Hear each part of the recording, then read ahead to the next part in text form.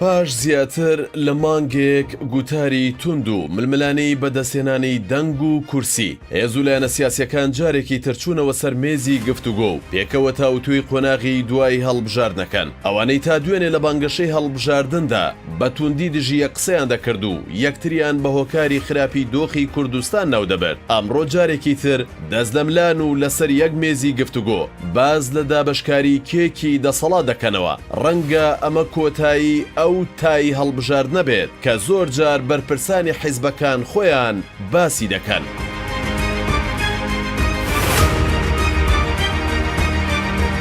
پارتی دیموکراتی کوردستان بە شاندێکی باڵاوە هاتە سلێمانی شارپرێس زانیوێتی ئامانجی سەردانەکەی شاندی پارتی بۆ سلێمانی و کۆبوونەوە لەگەڵ یەکێتی و گۆڕان بۆ دوو مەبەست بووە. یەکەمیان وەرگرتنەوەی وەڵامی ئەو پرسیارەیە ئاخۆ یەکێتی لەگەڵ پارتی دەچێتە بەرەی سەدر و حەلبوسی بۆ پێکێنانی حکوومەتی داهاتووی عێراق یاخودنا. پارتی بەر لە هەڵبژاردن و دوای هەڵبژاردنیش نزیکترین لایەن بۆ لە ڕەوتی سەدرەوە ئێستا و حیزبە دەیەوێت بزانێت یەکێتی لە بەرەی فتح و ئەوانەی تر کە سەر بە ئێرانن دەمێنێتەوە یاخود دەچێتە بەرەی سەدرەوە. وتەبێژی پارتی لە سەردانەکەیاندا بۆ سلێمانی نەیشاردەوە کە لەگەڵ چەند هێزێک گفتوگویان کردووە و نزیکیان لە هەندێک هێزی عەرەبی هەیە بۆ ئەوی پێکەوە کار بۆ پێکێنانی حکوومەتی داهاتوو بکەن. بۆ یەکێتی کە خۆی لە کۆمەڵی کێشەی ناوخۆیی و دابەزینی ژمارەی کورسیەکانیدا دەبینێتەوە قورسە بڕیار بدات بچێتە بەرەی سەدر و پارتیەوە چونکە پێش هەڵبژاردنی پەرلەمانی عێراق ئاڵا تەڵەبانی کە ئەو کاتە سەرۆکی فراکسیۆنی یەکێتی بوو لە پەرلەمانی عێراق وتی نزیکترین لایەن لە یەکێتیەوە بۆ دروستکردنی هاوپەیمانێتی دوای هەڵبژاردن هاوپەیمانی فتحە هەرچەندە ئێستا هاوپەیمانێکە لە دۆخێکی خراپدایە و هەڕەشەی بەکارهێنان و دەسوەردانی سەربازی دەکات ئەگەر ئەنجامەکان بەم شێوەی ئێستا بمێننەوە.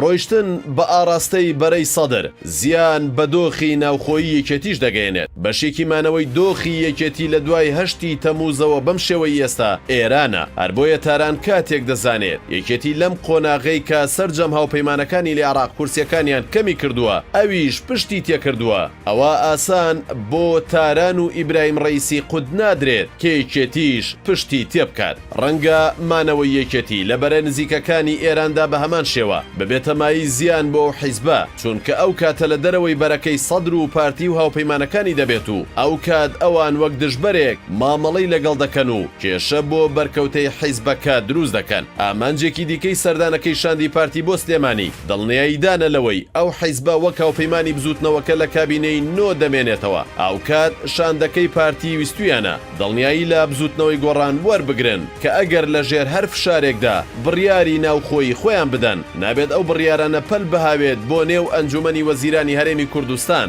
یان ڕوونتر بڵێن ئەوەی بە ناوی کشانەوەی گۆڕان لە حکوومەتی هەرێمی کوردستان باز دەکرێت.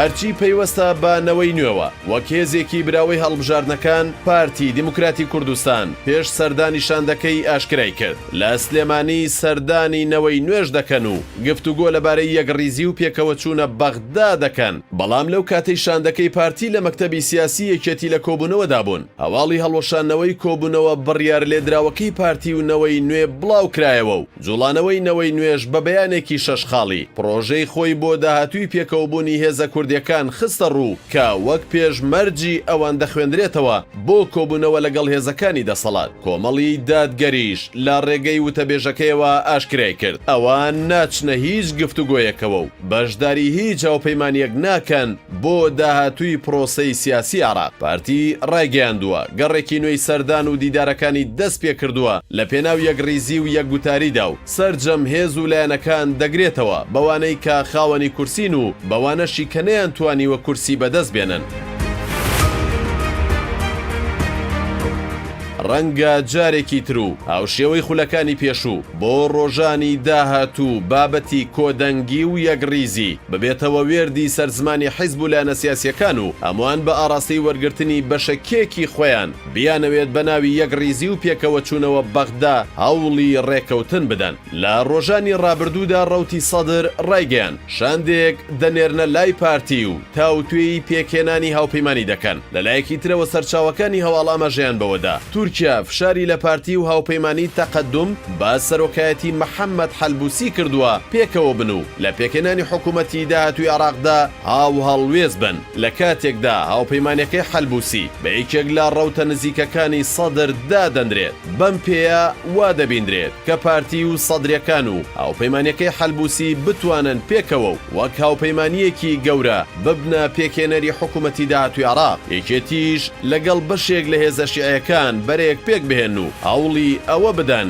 بتوانن زۆرینەیەک دروست بکەن و ئەو خەونەی بەرەکەی دەرەوەی ئێران لە گۆڕ بنێن و بتوانن پێکەوە ببنە پێکێنەری حکوومەتی داهاتوو ئەوەی پەیوەستە بە هێزە کوردیەکان و چۆنەتی بەشداریان لە پرۆسەی سیاسی داهاتووی عێراقدا تا ئێستا هیچ بەرچاو ڕوونیەک نییە و نازاندرێت دەتوانن پێکەوە و وەک یەک هاوپەیمانی بچنە بەغدا بە ناوی سەرجەم کورسیەکانی کوردەوە بچنە گفتوگۆوە یان بە پێچەوانەوە و هەر هێزە و بۆ خۆی پەیوەندی دروست دەکات و هەوڵی بەدەستهێنانی بەشەکێکی خۆی دەدات دیار نییە ئاخۆ جارێکی تر بۆ پۆستێکی بەرکەوتەی کورد هێزە سیاسیەکان هەر یەکە و کاندیدێک دیاری دەکات و دەچنە ململانێوە یان نەخێر هەموو پێکەوە ڕێک دەکەون لەسەر کاندیدکردنی نوێنەرانی کورد بۆ پۆستەکان ڕەنگە وەڵامی ئەم پرسیارانە لە داهاتوویەکی نزیکدا دەست بکەوێت و هێزە سیاسیەکان وەڵامی ئەو پرسیارە بدەنەوە کە لای چاودێران و شەقامی کوردی دروست بووە.